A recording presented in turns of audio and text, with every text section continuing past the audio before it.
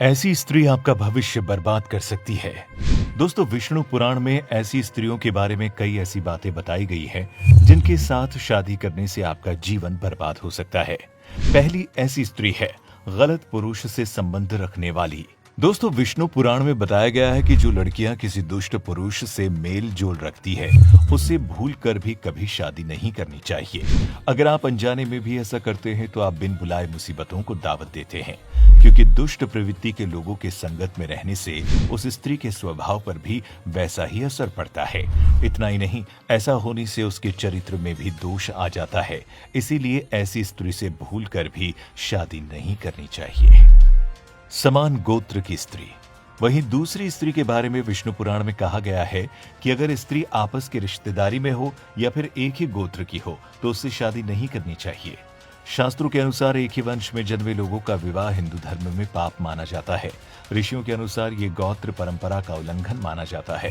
धार्मिक मान्यताओं की माने तो एक गोत्र में शादी करने से विवाह दोष भी लगता है। इससे पति पत्नी के संबंधों में दरार पड़ने का खतरा होता है। कई विद्वान कहते हैं कि एक ही गोत्र में शादी करने से होने वाली संतान को भी कष्ट झेलना पड़ता है। इससे संतान में कई अवगुण और रोग उत्पन्न हो सकते हैं। जल्दी न जागने वाली। एक विवाहित स्त्री के रूप में अपने परिवार को लेकर कई जिम्मेदारियां होती हैं, लेकिन कई स्त्रियां आलस के चलते अपने कामों को पूरा नहीं कर पाती। फिर या तो वो सारे काम किसी और से करवाती है या फिर समय पर नहीं करती।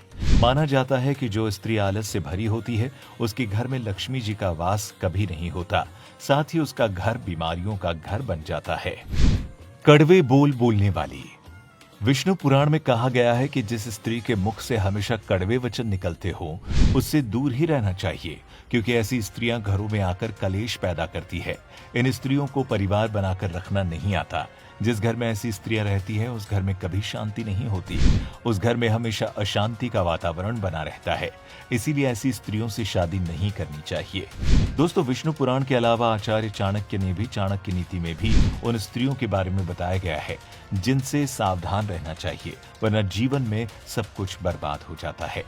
चरित्रहीन स्त्री।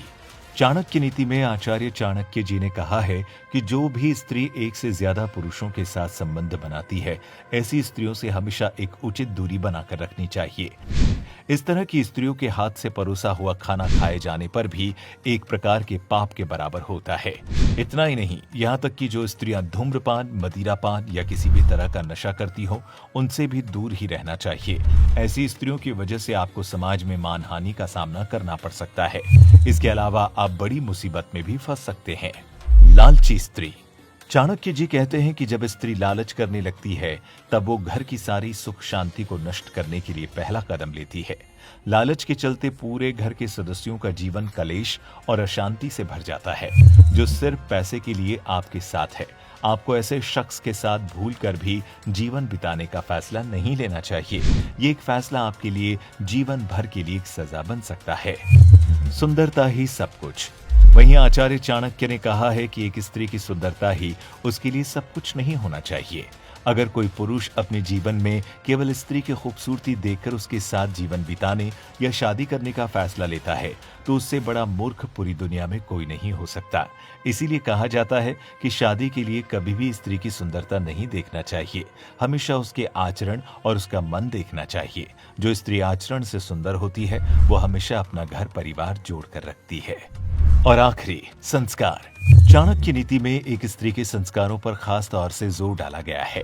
अगर चाणक्य की नीति शास्त्र पर नजर डाली जाए तो उसमें साफ शब्दों में बताया गया है कि अच्छे संस्कारों वाली स्त्री घर को स्वर्ग बना देती है और बुरे संस्कार वाली उसी स्वर्ग को नरक में बदलने में जरा भी समय नहीं लगाती।